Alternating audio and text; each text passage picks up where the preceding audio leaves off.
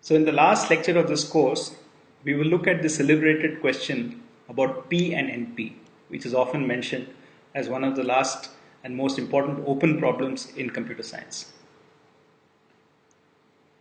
So we have seen that a checking algorithm is something which allows us to verify whether or not a given problem's solution is valid. So a checking algorithm doesn't necessarily solve the problem itself, but what it can do is take an input to the problem, a potential solution to that problem, and validate whether or not that solution is indeed one. Right? So without having solved the problem itself, it can just check whether a given solution is a valid solution or not. So the class NP is the class of problems for which such checking algorithms exist, with the additional constraint that the check runs in polynomial time in the size of the input. Right? So the checking should be efficient. So in all the problems we have seen in the last lecture, this is in fact true.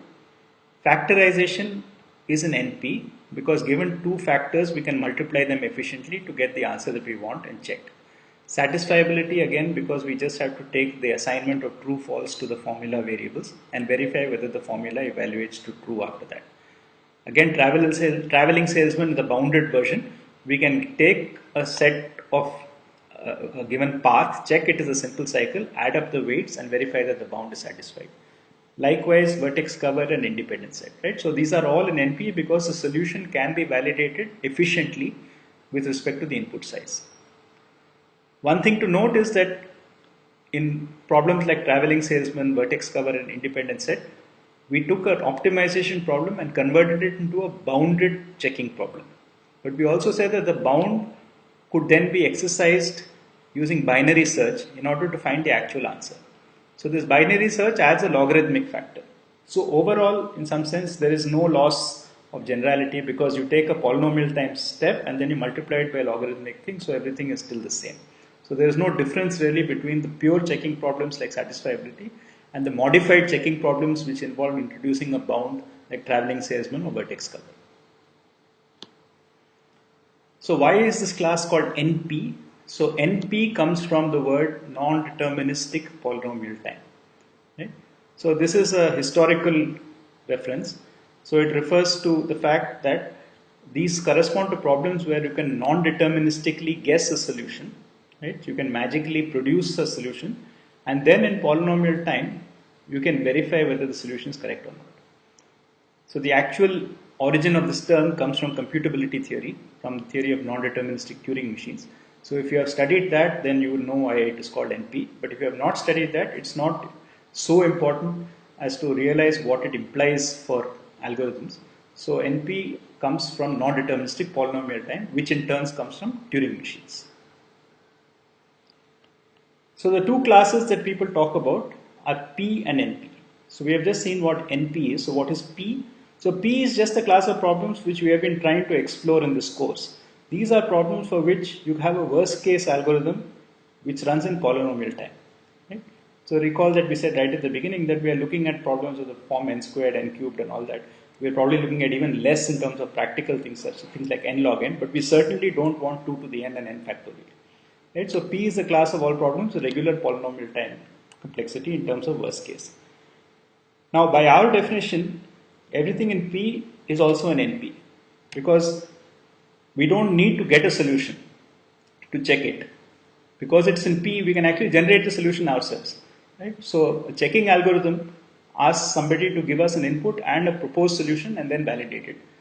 A problem in P, we can actually generate the solution so we can validate it again. And therefore every problem in P is actually an NP. So the question that people want to know is whether P is equal to NP. So it's a converse true. Is it possible that whenever I have an efficient checking algorithm, I also have an efficient algorithm to generate a solution?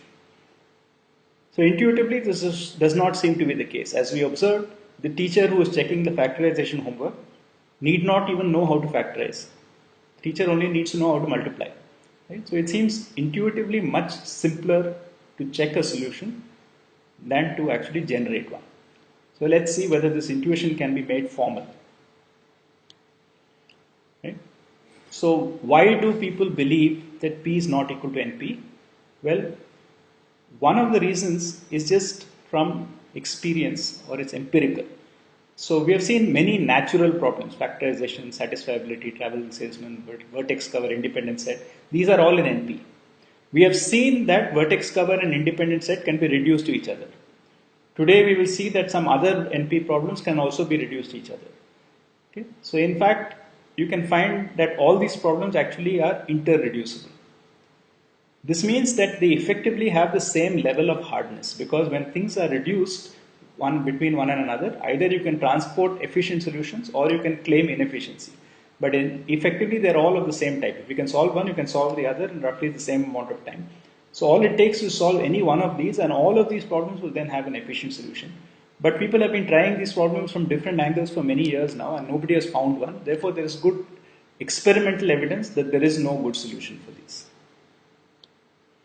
So let's look at these interreducibilities a little more closely. So we start with Boolean satisfiability. Recall that in Boolean satisfiability we have clauses. Clauses are composed by disjunction of literals. So we take X or not Y or Z or blah blah blah. Right? So we have these ors strung together to form a clause, and then we put these clauses together with an AND. So in general we argued that it is hard to think of how to find a satisfying assignment, but if we get an assignment of values for all the variables, we can quickly check whether it makes it true or not. So a restricted form of satisfiability is called 3-SAT. Right? In 3-SAT, we have only clauses like X or not Y or Z. Okay? Or we could have 2 also, X or Y and so on. So we could have even trivial things like Z, but remember, if I have a clause which says Z, the only way to make it, this forces me to make Z true, because there's no option. If I have X or Y, I can make X true or Y true. So a clause like this doesn't contribute much to my problem, because it forces a valuation for a particular variable, and then I can reduce the problem to one which has 2 or 3. So 3-SAT has typically 2 variables or 3 variables, but not more than 3. It doesn't have 4 or 5 variables. So the first claim is that 3-SAT is as general as SAT. So we'll show this just by a simple example. So supposing I have a given clause which has 5 variables like this. Okay. So what I want to do is I want to have only 3 variables. So what I will do is slice off this part. So I will keep the first 2 and I will slice off this part. So I will introduce a new variable A, and I will say it is B or not W or A, and I will put a not A with the rest. Okay. So now what does this tell me? So this tells me that supposing in this case that these are both false. Okay, then in order to make this true, I must make A true. But if A is true, then this is false on the other side. So that means that if this clause is true, one of these is true. So in other words, it's saying if both V and not W are false, then one of the other 3 variables must be true, which is exactly what the original clause is saying, that one of these 5 must be true. Okay. On the other hand, if V or not W is true, then I can afford to set A false. If A is false, not A will become true, then I have no obligation on the remaining variables. Right? So the claim is that by this expansion, okay, by removing this one, by splitting away the first 2 variables and adding this intermediate thing linking the 2 clauses, I produce 2 clauses which have the same satisfiability as the original clause. Now again I have, unfortunately, too many variables here. So what I will do is I will now again keep 2 and split the rest off. Right? So I'll keep not a X, and I'll introduce new variable B, and then I will take not B and take the remaining 2. Okay. At this point, fortunately, I have now reduced everything to 3 variables. I can stop. If I had 4 variables still, again I will do the same thing. I'll introduce C and not C and so on. Okay. So in this way, I can take any clause which has more than 3 literals and systematically decompose it by adding new literals into a sequence of 3 literal clauses. So I can convert any clause which is not in 3-SAT into a sequence of 3-SAT clauses. And how big is the sequence? Well, it's going to be proportional to the number of literals in the clause. So the blow up in my formula is going to be linear in the original formula. That's important, because we said that when we do reductions, right, we want the reduction part to be efficient, to say that we are not spending so much time with the reduction, otherwise we can't transfer efficiency claims across. So what this tells us is that if SAT is hard, as we believe, then so is 3-SAT. Okay, because I have reduced SAT to 3-SAT. So far we have seen reductions which are not very perhaps surprising. We have seen independent set, okay, and vertex cover. But these are similar problems. Similarly, we have seen SAT and 3 SAT. Okay, these are similar problems. Now what we're going to do is we're going to bridge the gap between these two different problems. We're going to look at 3 SAT and say that 3 SAT actually can reduce to independent set. Okay, which is a little bit more surprising because they seem to come from very different domains. So here is a typical 3 SAT formula. So we have 1, 2, 3, 4 clauses, and each of them has at most 3 literals. So this one has 2 literals and the other one has 3. So since we have 3 SAT, then we have a structure which is bounded by 3. So we will represent every clause by this triangle. And in the triangle, we'll put a label which indicates the literal. So not x is replaced by not x in this thing, y, and so this not x or y or z, not z is this triangle. Okay. Similarly, this is not x or not y or z. Okay. So in this way, every clause contributes a triangle to my graph. So what does this triangle signify? This triangle signifies that if my independent set picks one of these things, say y, then it cannot pick the other two. Right? So what this is saying is it's going to make exactly one of these things. It's going to identify for me which of these literals is true in order to make this formula actually work out to be true. Right? So it's kind of giving me a witness from each clause. So in order for this to be a valid witness, if y is true here, then I cannot pick not y to be the witness for the next clause because y and not y contradicts each other. Right? So in addition to the triangle, I have these green edges saying that a variable and its complement will be connected by a green edge. Okay, so there should be some more green edges, perhaps connecting this y to that not y and this. Okay, so there should be, yeah. So this y to that not y. So every variable is connected to its complement to indicate that if one is there, the other cannot be there. So what the independent set is saying is it's trying to pick out a solution. It's trying to pick out a solution by looking at each clause, right, and saying that maybe I pick y here. If I pick y here, then I'm going to rule out these things. Yeah, and now I can pick y there. Then I have to pick something here. So maybe I pick x here. If I pick x here, I ruled out that not x. I have to rule out this not x. And now I'm in trouble because I don't have anything there. Okay. So maybe I could not have picked that x. So therefore, I go back and say that maybe I should pick this not x. This not x will rule out this x. It will rule out this x and will force me to keep this z. Okay. And now if I have an independent set of size 4, then I'm done. So I can say that the solution now I want is that x goes to false, y goes to true, and z goes to true. Right? So the existence of an independent set on this particular thing of size 4, which picks out one per clause. So notice that within a clause I can only pick one. So if I have 4 clauses, okay, and if I insist on the size of the independent set being the number of clauses, then I will definitely have got one witness per literal. And those witnesses have to be mutually consistent because I connect z and not z, x and not x everywhere by edges which rule out the same variable from being set true in one clause and false in another clause. Okay, so this independent set now picks out those literals which make my formula true. So if there is an independent set of size 4, then every clause can be made true in this set of 4 clauses, and therefore I have a solution to 3 SAT. And if there is no independent set of size 4, there is no solution. Right? So 3 SAT reduces to independent set, which is a bit more surprising than our reduction, as we said, from SAT to 3 SAT, which are both similar looking problems, or from independent set to vertex cover and backwards, which are very directly structurally related problems on the same type of graph. Right? So this is the surprising thing. It says Boolean satisfiability and vertex issues, independent vertices and graphs are connected. So we have shown that 3 SAT reduces 3 SAT. 3 SAT reduces independent set. Independent set and vertex cover are mutually reducible. Therefore, for instance, because I can now compose these reductions, SAT now reduces to vertex cover. Okay? And you can find in the literature such reductions for various other problems like traveling syndrome, integer linear programming, and so on. Now, in all these, it's important to remember that we are looking in this context of reductions where the pre-processing and post-processing step are polynomial time, because we want to say that there is no time loss in the reduction. Therefore, all the complexity is in the solution. If I have a simple solution for B, I have a simple solution for A when I reduce A to B.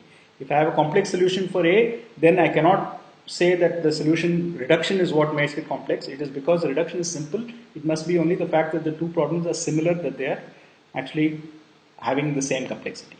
So given this, when all these problems are interreducible, it means that all of them are equally hard. Now the famous theorem by Cook and Levin says that every problem in NP can be reduced to SAT. Okay, now this is a rather amazing theorem, because it says that if I take everything in NP, anything there I can reduce to SAT. Okay, so there is some reduction by taking an instance of that problem. I can convert it to an instance of SAT, solve the instance of SAT, and go backwards. Okay, so we are definitely not going to try and prove this theorem here. It is enough to know that this proof is by encoding a suitably general model of computation. So the original proofs of Cook use Turing machines. You can take Boolean circuits or register machines, anything which is universal, anything which can compute every problem in NP, and then argue that the computation of that problem. So if something is in NP, there is an NP computation. There is a checking problem, a checking algorithm.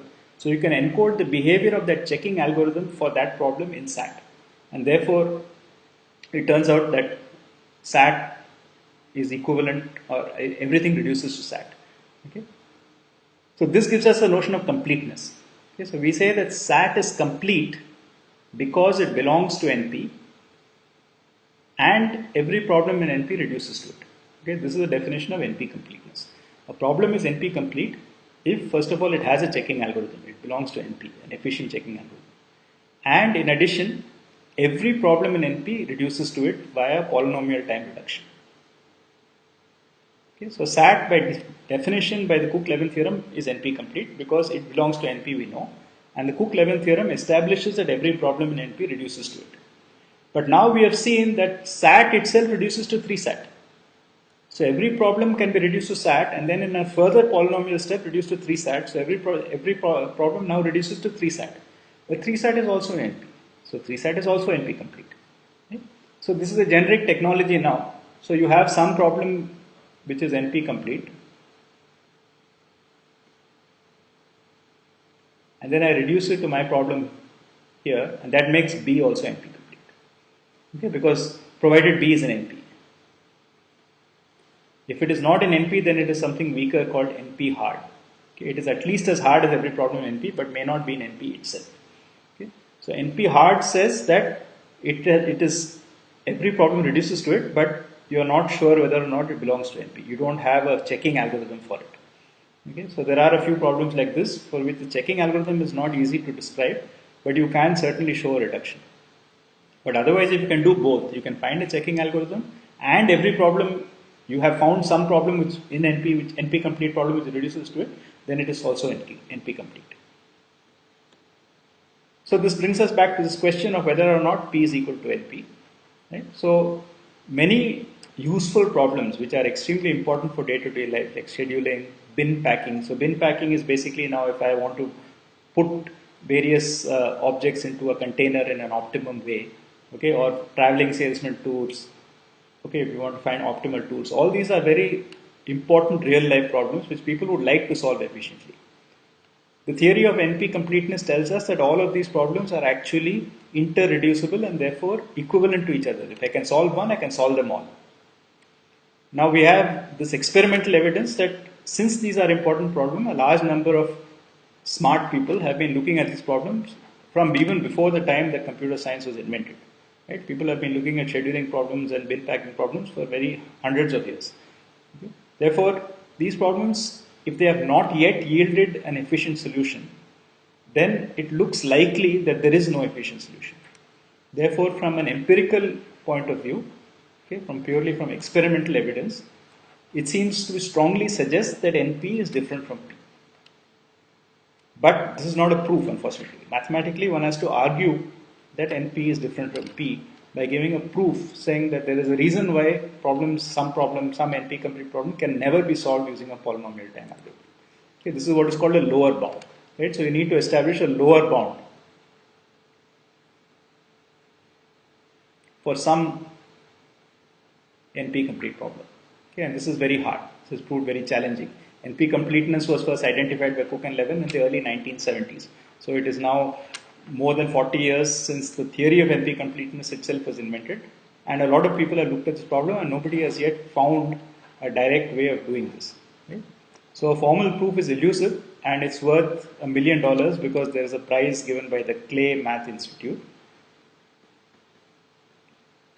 So this is one of the celebrated open problems in mathematics for which the Clay Institute has awarded a large prize. So if somebody does prove that this is indeed not the case, then there is a large prize at stake. Okay? So with this, it seems an appropriate place to end this course. So I thank you all for listening.